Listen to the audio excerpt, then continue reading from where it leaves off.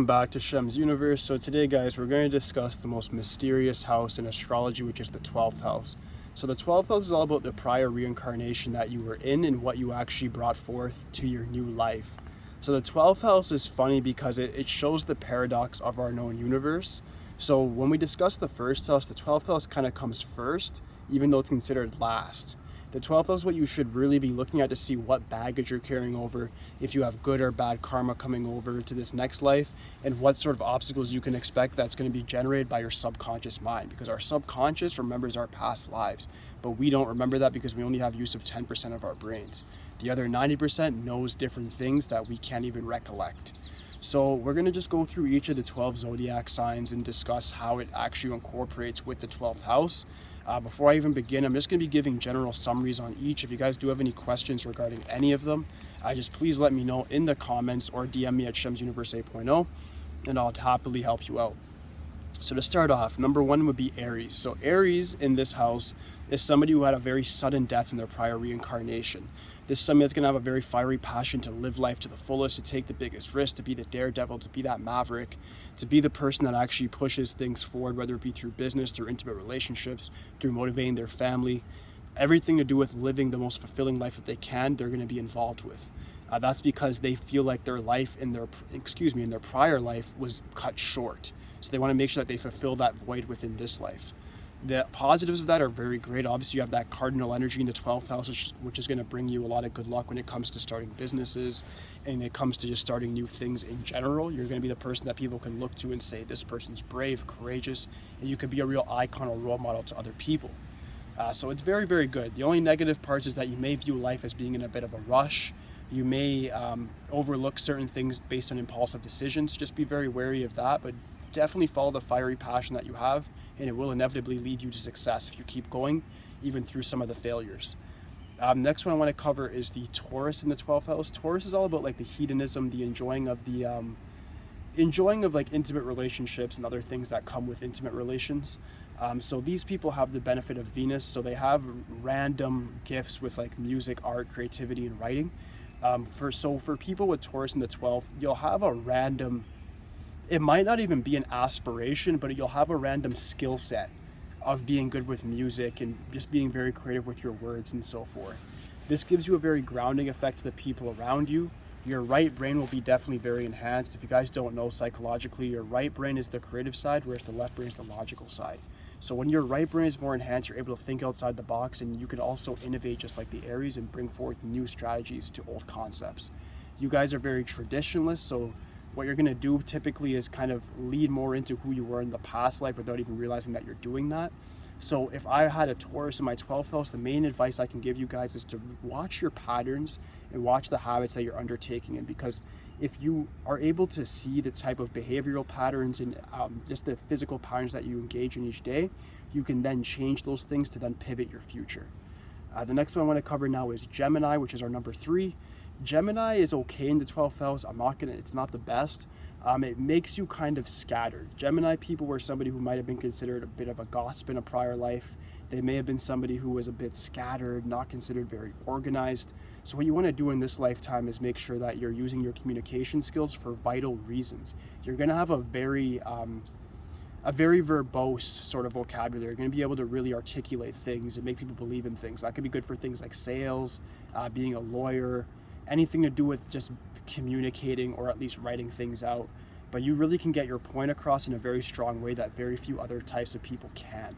So I'd be using that to my definite advantage and following a definite purpose in that respect. The only disadvantages I've already kind of listed. People might view you as scattered and unorganized if you're not able to actually direct your energies to the right place. If you're able to direct that mercurial energy in the right place and also watch over what planet you have in the 12th house, you'll engage with life perfectly fine and be able to clear any karmic debt that you brought from the last life here. Next one is going to be Cancer for our number 4. Cancer in the 12th house has a lot of family issues. It's going to be very apparent to the people around you. Even in this lifetime, you're going to have a bit of a sort of dark overcast over how your family treats you or how you treat them. There might be rebellion, or there might be sort of a tyrannical parent or caregiver who you just have to overcome and kind of step over them like an obstacle.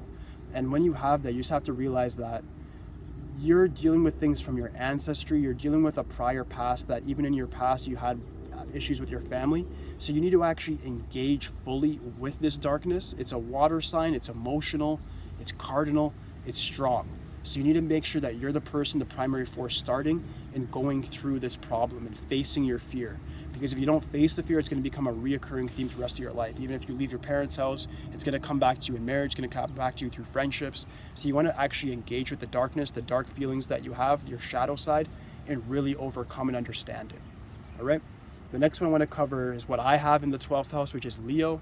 Leo is like the only place I even have any semblance of Leo is in my 12th. So that tells me personally that I had a very sort of leadership role in a prior life. When you have Leo in the 12th, that means that you were very, very successful in a prior life, and you carry over that successful aura into this life, which I found quite interesting. So it makes you somebody who's naturally an entrepreneur, who naturally has big dreams of getting rich, lands, estates, yachts, etc., because you probably had what's equivalent to that in a prior life. And that's the key concept for Leo, is that once you understand that you have that ability as is, and once you can actually incorporate that sense of, I've already done this, you can then do it again. But if you have the anxiety that comes with that as well, whereas you feel like you can't meet up to your own needs, you can't, exceed your dreams, or at least meet the criteria of them, that can lead to stress, anxiety, and in turn depression. So what you want to do is just have the belief that you've done it once and you can do it again. That should solve your problem. The next one is Virgo. Virgo's main thing is criticism and being competent. So what that means is you can have a very self-critical voice because you were probably somebody who was very competent in a prior lifetime. You've been an administrative person, a very organized person. So in this lifetime, you want to make sure that you're focusing on competence to then gain your confidence. Because with that, you're going to have competence that's going to get you achievements that's then going to bridge over to confidence that you're going to have now. So either you were very competent in a prior lifetime or you were completely incompetent. This is your opportunity now to really make up for that by not having to get rich, not having to meet anybody else's expectations, but you need to set your own. Whether that be setting up a workout routine that you're going to do next 3 months automatically, making a certain amount of money for the year, providing more value to your family and friends, starting a business.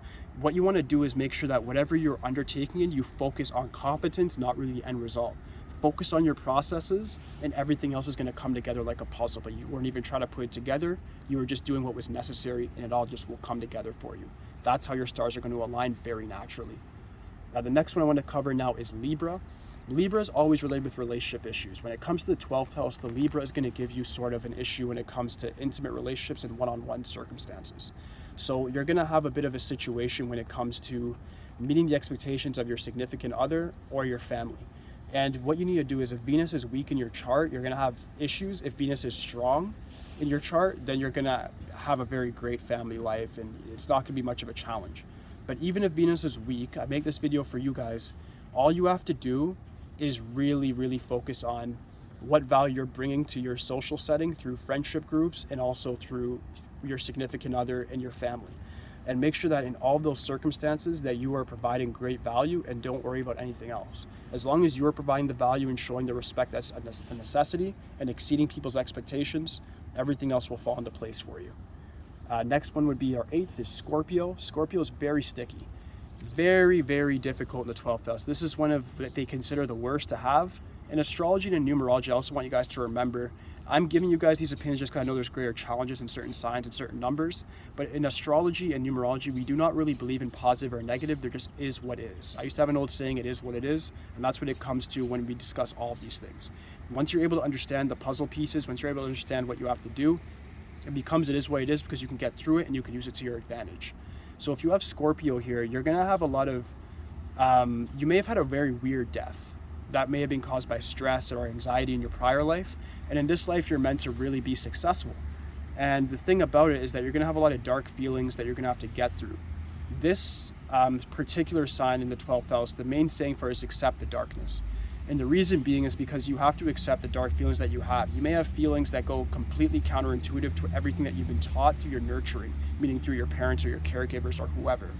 And you need to understand that maybe, yes, you were programmed in the physical realm in a certain way, but you are carrying over a mentality from a prior life that may be slightly darker. This is also one of the main people that end up becoming criminals as well, people that have Scorpio in the 12th house. What you need to do is Utilize the dark energy that you have, but put it to constructive use. If you have a lot of anger, put that rage into a business. If you have a lot of sadness, use that to focus more on doing something more artistic. But you need to actually look at your negative emotions and think, how can I actually weaponize them and use them to my advantage? Once you're able to figure out how to constructively use negativity and turn it into positivity, that's where the sky becomes the limit and you get your success and clear that karmic debt. Next one is Sagittarius. Sagittarius I've been so good to. I've been talking really good about you guys through the whole series. Here is where things get a bit sticky.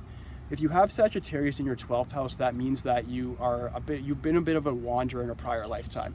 Sagittarius is a mutable fire sign, meaning you guys are people who are very passionate but can then change interest very quickly and not stick with things and lack consistency.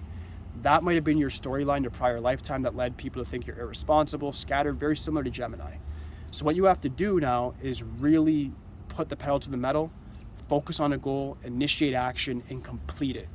Just like with Virgo, where I was talking about competence, this is about start, finish. Look at everything that you're doing, whether it be a workout routine, even just waking up at a certain time each day, as a start line and a finish line. And once you can get through those things, you'll have easy success. But make sure you're always finishing everything that you start. For Capricorn now is the next one, is our 10th. This is very sticky, just like with Scorpio. You bring a lot of karmic debt from a prior lifetime where you may have not been the best person. You might have been an authoritarian sort of person that was tyrannical towards people. What you want to do is essentially use your understanding and your empathy to your advantage and not be too authoritarian, not be too cold, and open up more to others and actually just give people that positivity that they need in their life. Also doing charitable donations and just helping out things like soup kitchens can really clear that karmic debt quite quickly. For Aquarius, 11th one, what we have here is somebody who was a bit of a black sheep in a prior lifetime. So even if you have a complete opposite rest of your chart, you may still feel like you're a black sheep in this one, and that may just be a subconscious response based on something that you've experienced in a prior lifetime. So all you have to do is really just clear that by having an understanding of what may have happened and then just going through from there. And really just digging deep, and just like with Scorpio, understanding where the darkness is coming from, accepting it and not trying to deny it. Once you're able to accept, you can then move on and then integrate different strategies. The final one now is just Pisces. We have Pisces, which is more of a water sign again. It's represented a bit like a lunar sort of energy. It really brings forth I would say the darker recesses of our mind again. This brings forth more of a spiritual sort of outline, because people that have Piscean nature are very spiritual. They're the 12th house. This is their house. So this is really where you have to really get in touch with your spiritual side. You really have to get in touch with your chakras. You really have to understand what religion you're going to believe in and have a philosophy and principles that you're going to follow in order to clear your subconscious sort of clutter and really dig deep to the core of that subconscious mind. You guys have the highest probability to have spiritual enlightenment in this lifetime, so take it very seriously. But aside from that, I should conclude the 12 signs. I'm moving back to numerology, guys, for a bit. We're going to be discussing some pinnacle numbers in numerology, and then I'm going to come back to astrology and discuss the planets in each house. And I can't do all the conjunctions and so forth, just that'd be too many combinations, too many random patterns. But if you guys do have any questions regarding anything to do with astrology, just leave it in the comments. As I always say, don't be shy. I'll answer everything that I can, and I will be back with more content coming soon, guys. So thank you guys so much for watching this chapter. I appreciate all the views, I appreciate all the likes, and there'll be a lot more coming. I'm working on upping my value as well when it comes to video content. Any advice you guys may have for me, please let me know. But that's it for today, guys. Peace.